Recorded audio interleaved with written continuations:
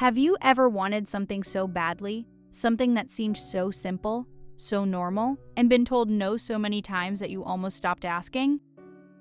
Stay right here, because on April 18, 1980, a group of teenagers in a tiny Oklahoma town asked one more time and changed everything. Elmore City, Oklahoma. Population, 700 souls. Farm and community. Oil field town. Good people, deep faith, and a rule that had been on the books since the town was founded in 1898. No dancing. Not in public, not at school, not anywhere within the city limits. For 82 years, through 2 world wars, the Great Depression, the invention of television, and the arrival of rock and roll, the kids of Elmore City raised money, hired a band, dressed up for their banquet, and sat there with their arms folded. One graduate remembered the heartbreak. She and her class had raised $450 for a band and had to sit there, arms folded, feet tapping, not allowed to move. Until one girl finally asked the question nobody had dared to ask out loud.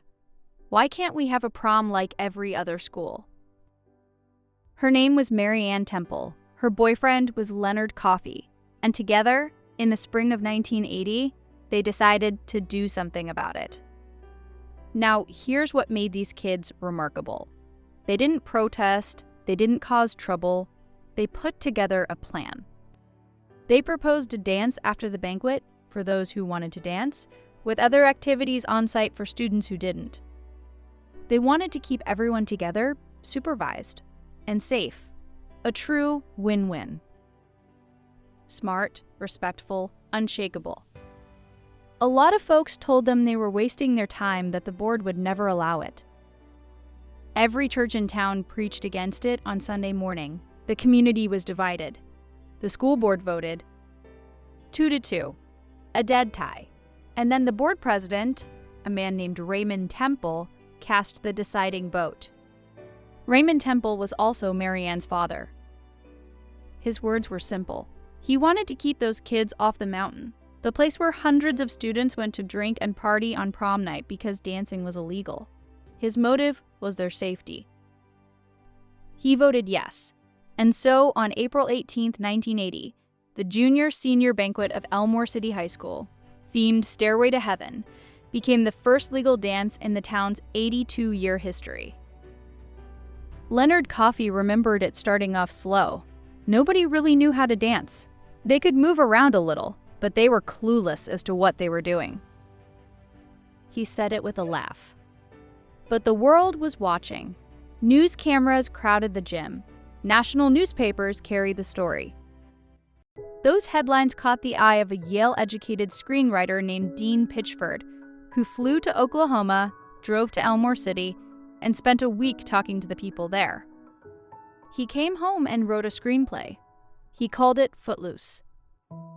Made for $8 million, the film recouped more than 10 times that amount and became one of the defining movies of an entire generation.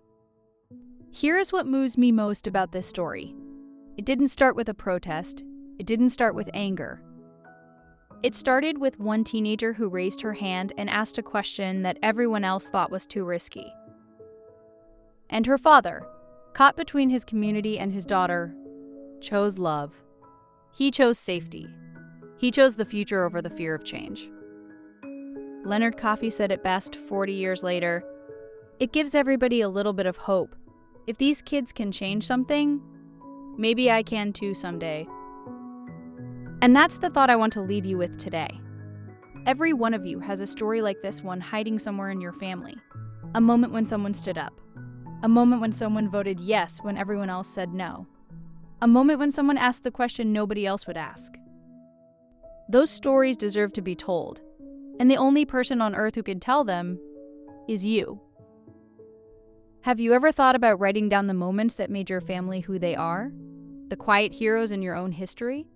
The times someone in your family stood at a crossroads and chose courage? Those stories are treasures, and they will be lost forever if someone doesn't capture them. You are sitting on story gold right now, and the world is waiting to hear it. I am working on a free guide available only to History Sparks subscribers. That will walk you through how to write your own family story. Not a memoir, not a book, just the real moments in your own words, saved forever for the people you love. If that is something you would love to have, drop the word dance in the comments below and let me know you want it. If enough of you raise your hand, I will make it happen, and it will not cost you a single cent.